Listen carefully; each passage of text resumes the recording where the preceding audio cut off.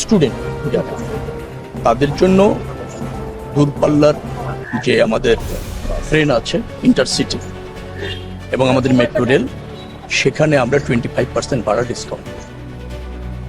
যেহেতু ঈদের অল্প দিন বাকি, আমরা ঈদের আগেই চেষ্টা করছি, কিন্তু সম্ভব হওয়ার সম্ভাবনা একটু কম, কিন্তু আগামী কুরবানির ঈদের আগে নিশ্চয়ই এটা নিশ্চিত হবে এবং এইটা কার্যকর হবে। 25% ভাড়া ডিসকাউন্ট মেট্রো রেলে চলতে পারবে ছাত্ররা, আর চলতে পারবে হচ্ছে ইন্টারসিটি ট্রেন। সেক্ষেত্রে তাদেরকে পরিচয়পত্র পরিদর্শন করতে হবে এবং আইডি কার্ড যেটা আছে সেটা দিয়ে তো আপনি রেলে টিকিট কাটেন, তো সেটা দেখালেই 65+ নাগরিকরা এই সুবিধাটা পাবে।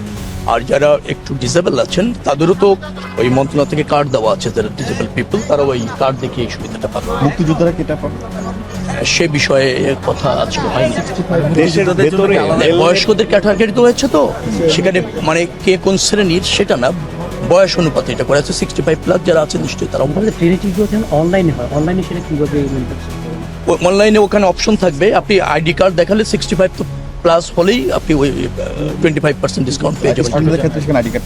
স্টুডেন্ট আইডি কার্ড শো করতে হবে এবং যারা ডিসেবল পিপল আছেন তাদের ক্ষেত্রেও যেটা হবে, তাদেরও একটা কার্ড আছে, হ্যাঁ, মন্ত্রণালয় থেকে দেওয়া আছে, সংস্থাপন থেকে, সেখান থেকে।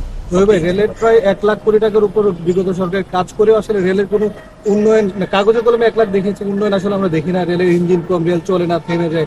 এই সব বিষয়ে আসলে প্রধানমন্ত্রী কিছু বলেছেন কিনা রেল উন্নয়নের বিষয়গুলো? হ্যাঁ, রেলকে আমরা সহজ কথা হচ্ছে যে আমরা রেলের একেবারে সার্বিক উন্নয়ন করছি, সেবার মান।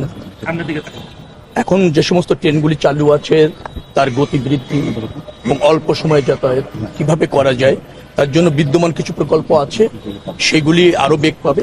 বাস্তবায়ন করবার ক্ষেত্রে নতুন কিছু প্রকল্প গ্রহণ করা হচ্ছে, যার ফলে রেলের বিদ্যমান যে অবস্থা আপনারা দেখছেন, যে সেবা এবং যে সার্ভিস এখানে আছে, সেটা আরো শক্তিশালী হবে, জনবান্ধব হবে এবং ধরেন মানসম্মত হবে। স্পেশাল যাত্রা মানে ঈদ যাত্রাকে কেন্দ্র করে স্পেশাল কোন ট্রেনের স্পেশালকে আমরা সর্বোচ্চ চেষ্টা করছি 85 থেকে 86টা লোকোমোটিভ ইউজ করতে পারি কিনা ইঞ্জিন, সেটা যদি আমরা পাততে সক্ষম হই, আমার মনে হয় শিডিউল মেনটেন করা সম্ভব হবে।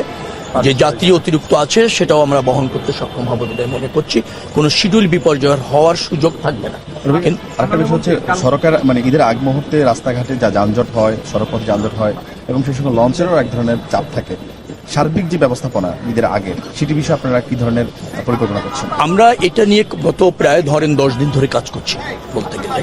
সমস্ত মন্ত্রণালয়গুলি যার এখানে যারা যুক্ত আছেন এবং যারা মাঠে কাজ করবেন, তারপর মোবাইল টিম, নৌ পুলিশ, হাইওয়ে পুলিশ, সেনাবাহিনীও কাজ করবেন। রাস্তার উপর যতটা অবস্টাকেল তৈরি না হয়, মানে বাজার ঘাটগুলি অন্তত লেনগুলিকে মানে কাজে লাগানো যায়, দখল যাতে না থেকে থাকে অস্থায়ীভাবে, যেমন বাজার বসে যায় ঈদের সময়, সেইগুলি সেটা থাকবে না। যততত্র পার্কিং থাকবে না, ভাড়া কেউ বেশি নেওয়ার কোনো সুযোগই নেই। এটা নিয়ে আপনার যারা বাস মালিক সমিতি আছে, লঞ্চ মালিক সমিতি আছে, তাদের সাথে বসেছি, তারা অঙ্গীকার করেছে এবং আমরা তাদেরকে কিন্তু ইসের মধ্যে রেখেছি, আর কি নজরদারিতে রেখেছি, এবং যে কোনো মূল্যে আমরা এটা প্রতিষ্ঠিত করব। ঈদ যাত্রার স্বস্তিতে হচ্ছে, আশা রাখছি সবারই এরকম সহযোগিতা থাকলে। একটা প্রতিবন্ধকতা হচ্ছে যে 2 দিনের মধ্যে প্রায় 1.5 কোটি লোকের মতো ঢাকা শহর ছাড়ে। পৃথিবীতে এইরকমের আপনার শহর ছাড়ার নজির আর কোনো সময় নাই এই ফেস্টিভ্যালটাতে যা হয়, সার্বিক পরিস্থিতি, যার ফলে একটু চাপ যেটা তৈরি হয়, সেই চাপ যুক্তি আছে। এটা হচ্ছে যে বাস মালিকরা সবসময় বলে আসছিল যে যেহেতু তাদের একটা পর্যায়ে ফেরত আসার ক্ষেত্রে খালি আসতে হয়, সেই জন্য তারা আসলে যে নির্ধারিত ভাড়া, সেই নির্ধারিত ভাড়া গেলে তাদের জন্য এটা ক্ষতি হয়, লস হয়। তো সেই জন্য তারা একটা ভাড়া মানে অফিসিয়ালি একটা বাড়ানোর কথা নানান সময় আলোচনা করেছে, কিন্তু এই অফিসিয়ালি না বাড়ানোর ফলে দেখা যাচ্ছে যে কখনো কখনো 3 থেকে 4 গুণ বেশি ভাড়া দিয়ে আমরা যেতে হয়। এখন আপনি বলছেন যে ভাড়া বেশি দিতে হবে।